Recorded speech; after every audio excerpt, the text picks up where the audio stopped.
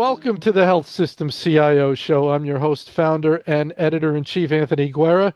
On today's episode, I'll be speaking with Craig Rice, VP and CIO with Schneck Medical Center. Craig, thanks for joining me today. Anthony, thanks for having me. Oh, great. Looking forward to a fun chat. Craig, you want to start off by telling us a little bit about your organization and your role? Yeah, so I serve at Schneck Medical Center, a county hospital in southern Indiana. We've got around 1,200 team members, 200 physicians, and we serve Jackson County and the surrounding counties in our area. All right, excellent. And from what I understand of your career path, you were there, you left, you came back, you couldn't stay away. Tell me about that. Yeah, I feel pretty fortunate to have worked for two amazing organizations, obviously in completely different, you know, bases. Here at Schneck, being a county hospital, we're here serving rural communities here in southern Indiana.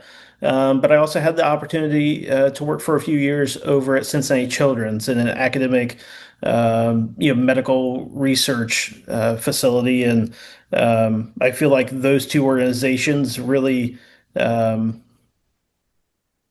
provided some unique aspects to healthcare and how care is provided. But I think there was also it opened my eyes to there's some similarities too, right? I mean, both organizations being mission driven, and for me, that's a huge reason of why I do what I do and why I love being in healthcare. So. Yeah, it's interesting. As you said, each organization has a different flavor. Um, Obviously, Cincinnati Children's, being a pediatric organization, has its specific mission and unique characteristics. And then you mentioned that being a county hospital and rural, you have unique challenges that would be common to organizations that fit in that category, but different from other categories. So tell me about how you would think of the category you're in and some of the unique challenges you have in that genre, so to speak. Yeah, and to think about like rural healthcare and maybe how things have changed over the years. Um, our mission hasn't changed, right? We're providing care to sort of rural areas and doing our best to um, build healthier communities. I think the challenge that specifically is happening in rural healthcare is, we're not getting paid more. That's a huge, huge challenge for us where margins were already razor thin. So I think all of us are trying to figure out how do we remain sustainable while taking care of our friends and our neighbors and our community. So I think everything that we do has that lens of, we've got to look through that it is not getting easier for us to get paid. Yeah, that's a great point. So I've spoken to some folks in organizations like yours, and what comes up repeatedly is one is you have to be quite discerning about what you're doing with your technology dollars, right? It's not the biggest bucket, so you have to be very discerning. You have to really look for ROI. You can be less tolerant with sort of soft ROI type things. You don't really have the bandwidth to make mistakes. You can't make big mistakes. You have to be very careful. So that's one lens that goes on to that, and that creates a rigor around these things, right? A rigor around making sure you are buying things that are worth it and that you get what you think you bought, right? That things are actually paying off. So that's one element of it, that discerning eye. And the other element of it is getting paid, which you mentioned. Uh, and this is a theme that I've heard, which is the payers are leveraging AI to deny more claims, and it's hurting especially the smaller organizations that can't afford to deal with that reduction in revenue. And it sort of comes down to the fact that the folks like yourself have to deploy those same countermeasures, ROAI, on your revenue cycle side, so you get back to an even playing field. If they brought in the heavy guns and now you're sort of losing, you have to bring in those same guns to get back to even. So you could take either one of those or take them one at a time. So I think, to start with your thoughts around just sort of, risk taking in rural healthcare, and you know how bleeding edge can you be in rural healthcare, and sort of minimize the mistakes. I think it's something that we are acutely aware of and we think about a lot. And I'll give you some examples of that. Some of the AI work that we're doing, we have intentionally entered into very short-term contracts to mitigate that risk, right? It wasn't uncommon for folks to sign off on a new software tool, a few years ago, and sign a 3 year, or maybe in some cases even a 5 year contract for those tools. We've been very intentional about trying to do like 1 year contracts with very specific out clauses and measurables, so that you know we have to have ROI on these tools, right? We can't just spend money because it has AI in the title. We have to be very disciplined about where we are investing our dollars and are we seeing ROI on it. So that's how we have very intentionally approach that. I think on the revenue cycle side, it feels like we are always going to be behind a bit. When you think about these large insurers and the amount of money, the amount of people that they have developing AI technology in rural healthcare, we just don't have that. So we're going to have partnerships in that area to help us combat some of that. But I think to your point, we've got to be able to counteract, and if we ever do get ahead, it'll be a bit of a blessing with the payers, but it's certainly something we're actively involved in. Yeah. All right, very good. So the reason I reached out is it came out that you had signed on for Meditech Expanse, correct? So Yeah, I believe you were on Meditech, but hey, listen, anytime the something doesn't include the word epic, it catches my eye. And sure, always sure, like to bring these stories to light to let people know there are other options out there. Certainly, Epic's a great option for a lot of organizations, but not sure. for everyone. And it's Yeah, good to have choice. So, um, it's interesting. Here's the what I'd like you to take me through. We're on as an organization. We're on an EMR. We've been on it for a long time. So 2 years before the change, we didn't do anything, but we did something now. So things came to a head at some point of time for a change. So there are some things. Tell me about that process of why was it time for a change? And then I assume Meditech had a little bit of an advantage being the incumbent, but maybe not. I don't know if you completely opened it up. Um, I know in the announcement you talked about wanting to remain independent, which I think plays into why maybe you didn't do the Epic Community Connect program where you sort of come in under a larger health system that's essentially running your instance of Epic. So again, take me through time for a change and then just working through, what was on the table, what was possible, was everything possible, and how you work through that a little bit. Then we'll go from there. yeah. So, this really was a component, sort of where this started. This was a component of our organization-wide strategic plan. And when I returned in 2021 to Schneck, part of that was to help execute the vision of our CEO. And Dr. Eric Fish is someone I'm proud to work for, and not only is a boss, but I would consider a friend. And the opportunity to come back to Schneck to work on that, was part of the pool to come back home. And so, a couple years passed, and we're into 2023, and it's now officially a part of the strategic plan. It's a tactic on the strategic plan. We don't do these kinds of selection processes every day. And so we reached out, had a consulting firm come in and help guide us on a selection process, help provide that framework. Again, it's not something we do every day, but we knew that it was time to do it because we'd been on client server since 1998. Meditech was at a point to where they were obviously maintaining client server, but if we were wanting to get into new technologies and really be able to use AI, all of that development was happening on the Expanse platform. So we had a choice. We had to make a choice about, are we going to go to Expanse or are we going to go to another solution?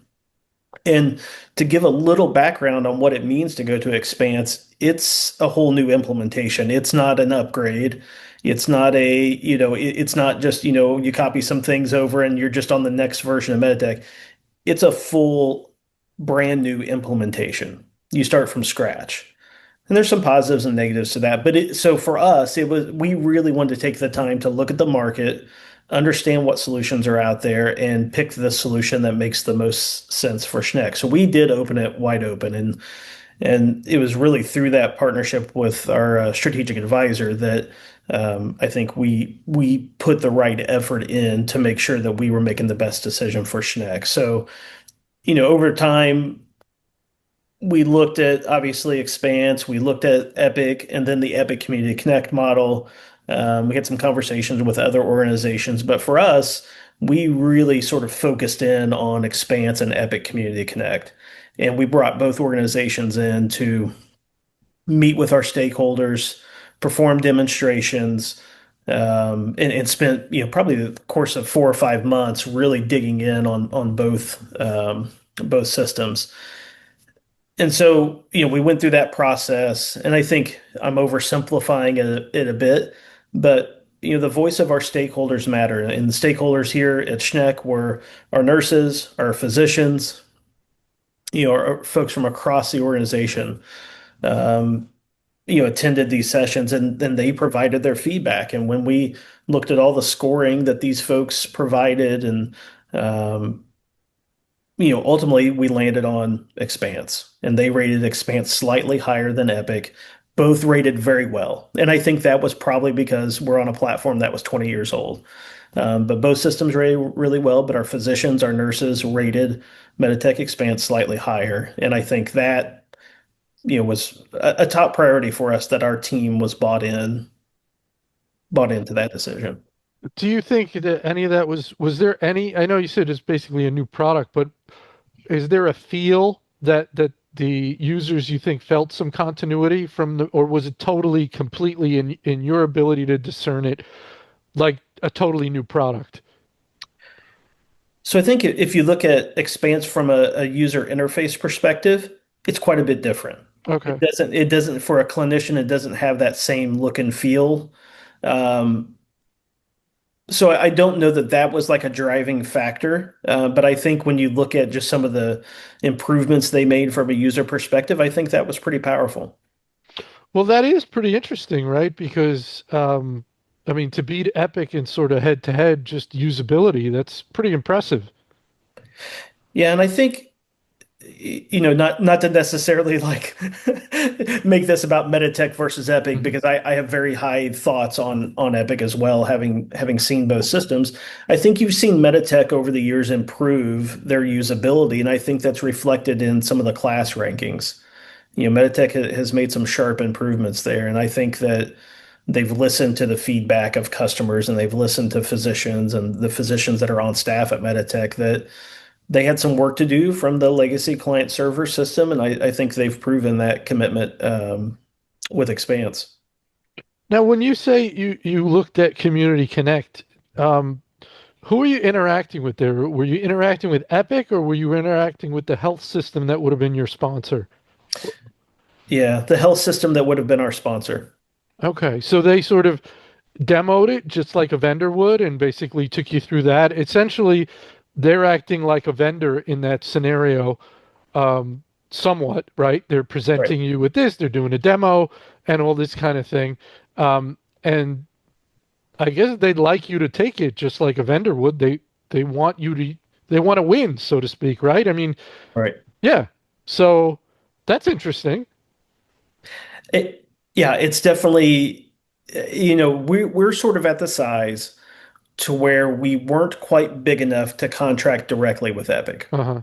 So we had conversations with Epic early on, when it was clear that probably the Epic Community Connect model was the way we needed to go. That's where our strategic advisor helped us identify a couple of healthcare systems to talk to. We were very intentional about those conversations that we didn't want, if we were going to go that route, we didn't necessarily want to be competing with those folks, right? Yeah. I think that's been a common thing for other hospitals to partner with someone in their region. We took a look at a couple organizations that weren't really competing in our area, so um, to sort of, if we went that route to maintain that independence. But yeah, it was definitely a different, a different experience, but it was a welcomed experience to see what's happening out there in the market. That's fascinating, right? I mean, it's good that you went through that. It's a great experience to say that you've done that. And the whole dynamic of having the ability to select which, and I don't know if we're using the right term, but sponsor maybe a term, or host. Uh, are you looking, and we're not going to dwell on this for too long, but I am intrigued by it. You said one of the things you're not looking for is competition. So you want to make sure you're not really going through any of your competitors, but you probably want some degree of proximity. So you're trying to balance that. Yeah, I would like somebody in my state or in my region or somewhat close by, but not someone I compete with. I don't want someone across the country because maybe we want to meet up or whatever. So you're balancing those things. And then, just like any vendor, now this is fascinating because not every host is going to be the same quality. And I assume they develop a track record with their clients. So it's just a really fascinating dynamic. Anything more you want to say to that? And then I'll move on. Yeah, I think what we noticed was that, the two organizations we focus in on had very different models on how they handle Community Connect. And Fascinating. and not saying that one is right or one is wrong Right. or one was better than the other, but I think that it was very clear that, some organizations are really, using Community Connect to um, sort of stretch their reach out Yeah. Yeah. into their region, and although you may not be competitive, they I think there's some desire there to be in as many markets as they can. And then I think we noticed another organization who I think was on a very aggressive acquisition, Uh-huh. I would say, phase, and it was clear they were using it as a tool for that. They were wanting to sort Fascinating. of, get it out there so that, potentially down the road, consider possible acquisition. So I think that's my perspective on it. Yeah. I'm sure folks, when they think about Epic Community Connect, there's all kinds of reasons they do it. But Or I, don't. Or or don't do don't. it. Yeah. Uh, Yeah. but I think for us, I think as we went through the process, it just reinforced our desire for independence. Yeah, and well, lucky for you, the users liked Expanse too, because if you have a thing where they like Community Connect, but there are some concerns you have about the model, then you're really trying to weigh everything out. But to be able to go with it's the best thing, the easiest thing is if your users like the one that you think works the best from an enterprise and business point of view and all that, then everything's lined up. I guess to have to tell your users, yeah, yeah, we appreciate all your feedback, but we're going in another direction. That's not the best outcome in the world, right? Yeah, it's not, you're right. It's not Yeah, the best outcome. When I go back to, the initial conversations, and the reason why we wanted to have all of the stakeholders involved and get their voice was so that the entire organization was moving one direction. And certainly there could have been an outcome where we had to have a conversation with the organization that we think a different approach is right. best, and here's why. I think we're fortunate that we didn't have to go down that path, but I'll tell you, not everybody agreed with our decision, right? I mean, you might have 70 or 80%, but you're always going to have some folks who, disagree with that decision. So I think, at least having that engagement allowed us to have some transparency and some trust, that we're doing what's best for Schneck. Yeah. You had mentioned in some of our when we had a quick exchange before today um, that if you'd gone the Epic route, you would have needed a separate partner like Workday for ERP. which meant running two large implementations in parallel, or it could have meant that. I know someone who did that, and it was a challenge, but I guess they got it done. Um, so this sort of was another issue that in favor of the Meditech implementation, would you say, because you wouldn't have to do that? So I wouldn't necessarily call it, I wouldn't call it an issue or even like a final decision point for us, but it was certainly something we had to analyze as part of our selection process. And so when we looked at total cost of ownership and what the project would look like for, either system, we had to account for the fact that we would need an ERP system that we had never truly implemented before here at Schneck because we had primarily used Meditech's ERP capabilities. So you think about supply chain, HR, accounting, those types of things, a Workday, an Infor, or some other product similar to that, we would have to do a full scale implementation and figure out, do you do them in parallel? Do you do that first before you do Epic? Or do you do Epic first and then do the ERP? So I think for us, it was something that we put a lot of time and effort and energy in to figure out what would that look like if we went down that path. So yeah, it's certainly, if you're a smaller organization going into this and the Epic Community Connect model, you need to be thinking about your ERP and what that would look like because it is a significant cost and will require significant resources if you do decide to go that direction. All right, very good. Interoperability. Was how did that figure into what you're doing here, and what are you trying to do around interoperability? Yeah, so interoperability is something I've been pretty passionate about for a number of years, and I think it's probably goes back to rural hospitals that aren't on Epic. May have some challenges around getting information from other organizations.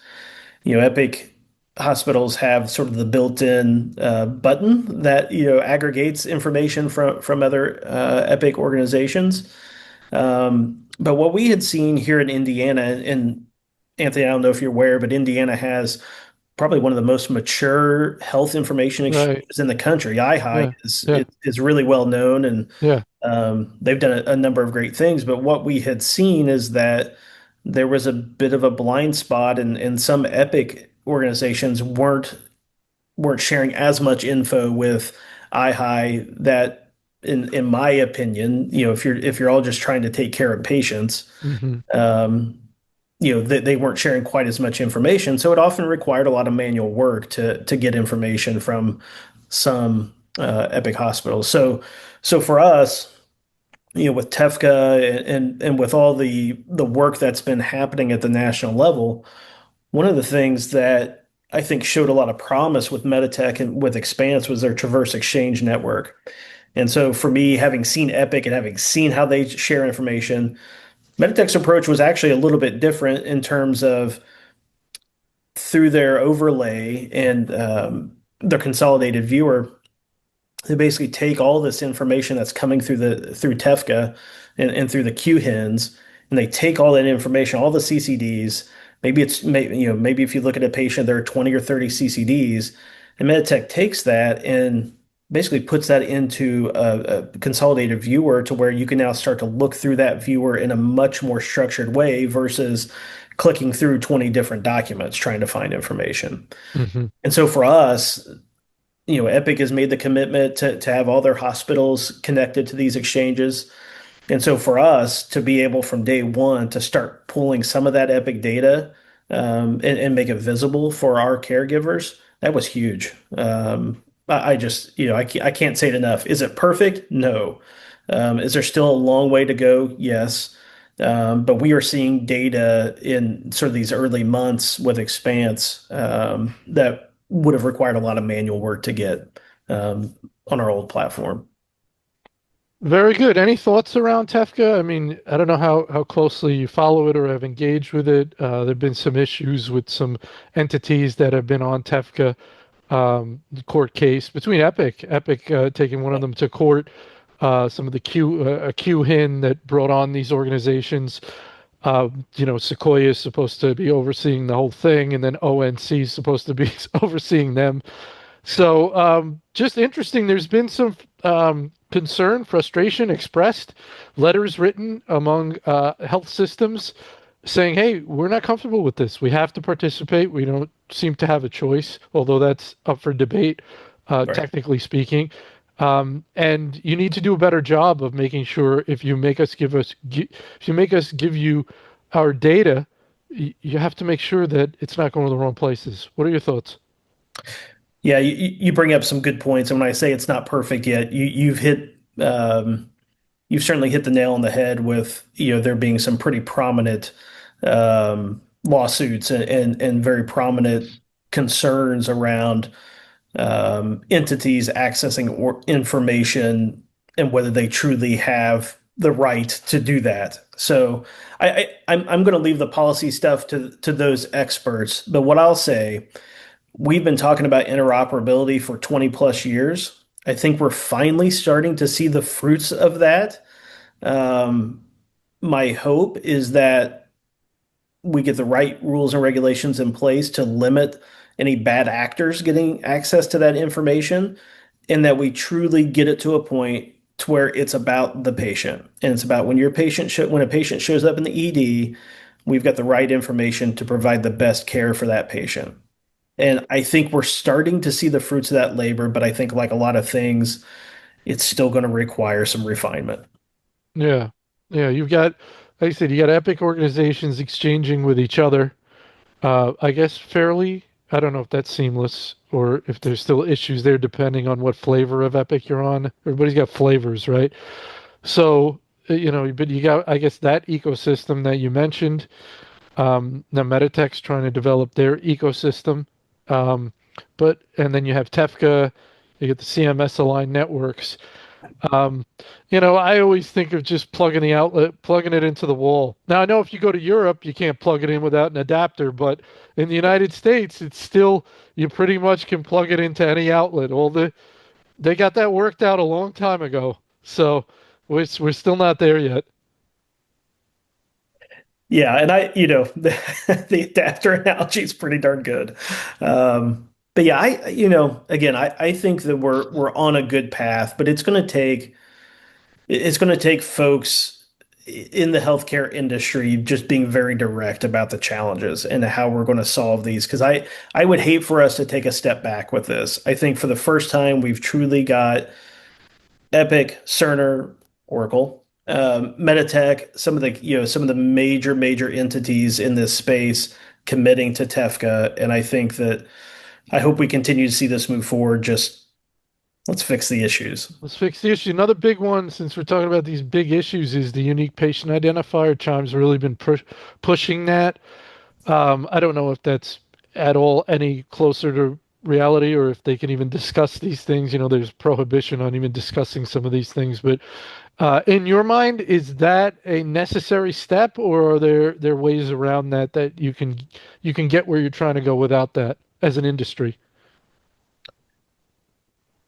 Yeah, and that's interesting. Interoperability in national sort of the unique independent identification has been on the table for 20 plus years, it feels like. Right. So I'm not going to be passionate about it one way or the other. To me, I think I just don't want to see us walk it back.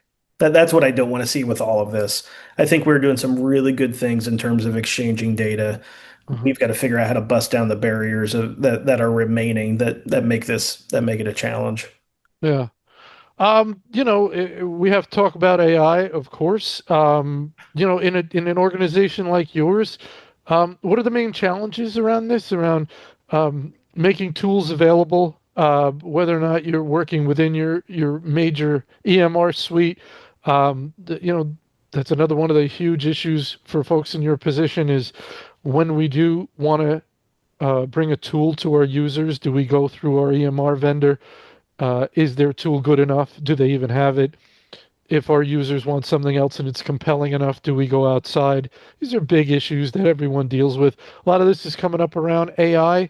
Um, it's probably hard for some of the platforms to move as fast as the niche players. So you get this gap between what our core tool, our core vendor can offer sometimes versus a niche player. If that gap is quite large, you may be interested in getting that outside tool. Just tell me your thoughts around this stuff in AI overall, what you're trying to do, how you're trying to empower your user base so they can take advantage of some of these things. Yeah, so to give you a little insight into the way that we think about AI here, we have branded it and we call it responsible AI. We are not going to be an organization that is out there developing our own agents. We are not going to be developing our own products or tools. So we've got to make the right partnerships in this space. And to your point, you're absolutely right about, you have these third-party solutions that are out there versus what are the core EMR vendors doing in this space. So we keep an eye on both. We're watching both. Ultimately, you know we want to make partnerships that make sense, and if our EHR or EMR vendor provides that, great. But I think that right now we're still in this space where I think a lot of the third parties are moving just a touch faster. Sure. And like in our case with Ambient AI, we did a proof of concept and we are now live with an Ambient AI solution. It's a third-party solution that integrates with our Expanse platform. And so for us right now, that's the tool that makes sense. But I would also, kind of refer back to my earlier comments. This space is changing on a daily basis. Right. Those contracts that we sign, they have got to be short-term contracts, preferably like utilization-based, contracts. Right. And we've got to be flexible because, 6 months from now, it may change. Somebody else may have a tool that makes more sense. And the speed of how these organizations are iterating and making improvements on these products, it's incredible. But we've got to be flexible as well. Did Meditech have an ambient AI tool and you decided to go outside their offering? So when we made our decision, Meditech at that time did not have an ambient AI tool. They were Hmm. working with some of the major vendors to ensure integration Yeah. into the Expanse platform, and so that's where Meditech is at. And I know they've announced some products and are certainly working on a number of AI initiatives. But as of right now, that was really the direction that we went, and our folks we've seen a lot of good things with ambient AI here. Yeah, it's interesting, and we know, what Epic's done. They had a partnership, and then they released their own tool now, and so you have the users in a position of if they'd gone with that partner, you better hope they did short-term contracts like the ones you're doing, because especially in that case where either your platform doesn't have a tool yet or does, but it's not quite up to what you're looking for. But you may be interested in moving back over if they catch up because maybe there's some integration ease there. You lose some integration costs. It's workflow, better from a workflow point of view. But then you have to take your users off of something they've grown accustomed to. It's like pulling a toy away. I'm not trying to be insulting at all to the users, but it's like pulling a toy away from a child that they've gotten used Yeah. to. Now you say, hey, I'm going to give you something else. Well, I like that one. Why'd you Yeah. give me that one in the first place? So there's always pain to change. You don't want to do it thoughtlessly. You want to be Right. thoughtful and not do it if you don't have to. Your thoughts? Yeah, and I think that's where the importance of your committees and your governance structure is critical. Um, we're very fortunate here at Schneck to have a clinical steering committee, and we have 14 providers on that committee, and they help drive a lot of the decision making that is happening, and not just AI, but clinically. And they were involved in our project with Expanse throughout the entire implementation. So we've been very fortunate to have a good multidisciplinary group there. And then when you think about it from AI, from just an AI committee perspective, those are the kind of things like we can't disrupt the organization, right? Like we've got to have the right reasons. If we're going to choose a product or if we're going to switch a product, we got to have the right reasons for that. We can't just be switching products, ambient AI or whatever it might be. We can't just be switching up every 6 months because Sure. something's slightly better. I think there will eventually be, there'll be some leapfrogging, of course, but that's got to be a decision that is incredibly thoughtful. And the other piece of it is you don't want to have five ambient AI solutions. Right. You're not winning there either. So Right. got to put some thought into Yeah. that. Um, one or two more questions, and I'll let you go, Craig. I'm Sure. wondering, you mentioned these committees with all these providers, and every IT executive um, has to have that. There's governance, there's committees, there's the providers. You are trying to support the providers and what they're trying to do and take care of patients. You're trying to be a leader and not only just wait to be told what to do. You're trying to understand technology. You want to understand the operations so you know what the problems are. You want to understand technology so you can figure out where it can be applied. You want to bring those ideas to the users and say, hey, I know you're struggling with this. There is something out there, right? Right? You're the technology guy, so you're supposed to know. What's your thoughts or your best advice, or what have you seen work best in terms of working with these providers? What do they expect from you in terms of preparation for these meetings, knowledge, being concise, respectful of their time? I'm sure this is done well sometimes and done poorly. And sometimes you have providers walking away probably frustrated with technology leadership. They're not being heard, it's not responsive, it's a black box. I don't know what's going on in there. There's no communication. So, your thoughts around that? So a few things, and I'm not going to profess to being expert or we're the best at this, because I think it's kind of over time and over the course of an implementation like a new EHR, you have your challenges and you have your differing viewpoints and frustrations through that. But I think one thing that we have tried to do with this group is, in some ways, make it a decision-making body. And so when there are some fundamental changes in, whether it's documentation, whether it's a certain workflow, there really, I don't think there's a month that goes by that that group isn't voting on something. And so they are, they need to be invested in what that decision is. And now we've made decisions and we've all been in alignment. And then we look back 3 months later and be like, that wasn't the best decision. And then we change it, right? I mean, Hmm. so I think that engagement and sort of, giving them a voice and having that input, I think that's important. I think the other thing for me and why I think this group has been successful is we have a wonderful CMO, Dr. Ryan Stone. He helps lead the clinical steering committee, and he is my partner. And we're working together to develop the agendas and to make sure that we're following up on prior action items and we're reporting results out and those types of things. So I think that CMO alignment, or maybe it's CMIO in other Yeah. organizations, but for us, it's our CMO. I think that relationship is important, and then driving engagement. Don't make it just a report out session.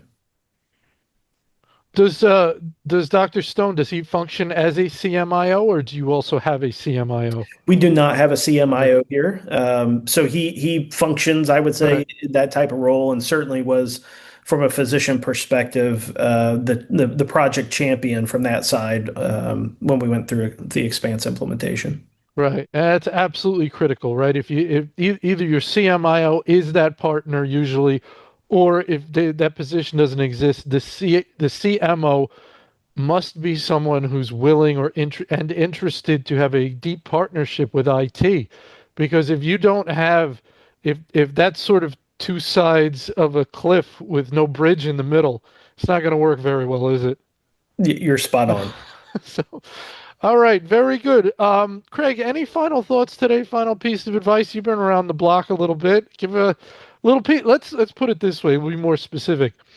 Best piece of advice to someone in a rural type county facility, someone very similar organization who maybe they're struggling. I know you're all struggling with the margins. Maybe they're really struggling. And what's your best piece of advice for that person? So a couple of things, and I'll put it in the framework of, if you're considering an EHR selection Okay. and you're looking at all kinds of products out there, you're this decision that your organization will make is a decision to set the stage for the next 15, 20 years. When margins are tight, it can be easy to try to figure out how can I cut costs with a project like this. Right. But I would challenge that this is an investment in your organization. And if you're going to build a sustainable organization, try to take an approach, partner with your board, partner with your CFO, partner with senior leadership to try and help get the project properly funded. Yeah. This is one of the ways that, it's somewhat of a negative thought, but it's something that I think about a lot. Is you think about revenue cycle and you think about um, projects of this size, you've got to figure out how to be sustainable. But underinvesting in an EHR project is not an area that you Yeah. want to underinvest in. So um, be mindful of that. That would certainly be my advice. Yeah, and that came up in another interview I did recently when some of the time frames on these investments are, as you said, I think we were talking about medical devices and things like that. Some of the time frames on these are 10, 15, 20 years that Yeah. will probably far outstrip the tenure of the executive dealing with them. But which is kind of pretty cool to think about in my mind. It's sort of like leaving a real legacy to places that it's nice to leave a legacy to. If you think about some of the things you're doing, that 15 years from now, there'll be people getting care based on those decisions. I think that's pretty cool and fun to think about, and makes you want to do it, as you said, do it right and not shortchange it, right? Yep. Absolutely. Very cool stuff, Craig. Excellent interview, excellent discussion. I really wish you all the best in your endeavors. Sounds like you guys are doing great, and I hope we can catch up with you down the road. Thanks, Anthony. Really appreciate it. Enjoyed our time today.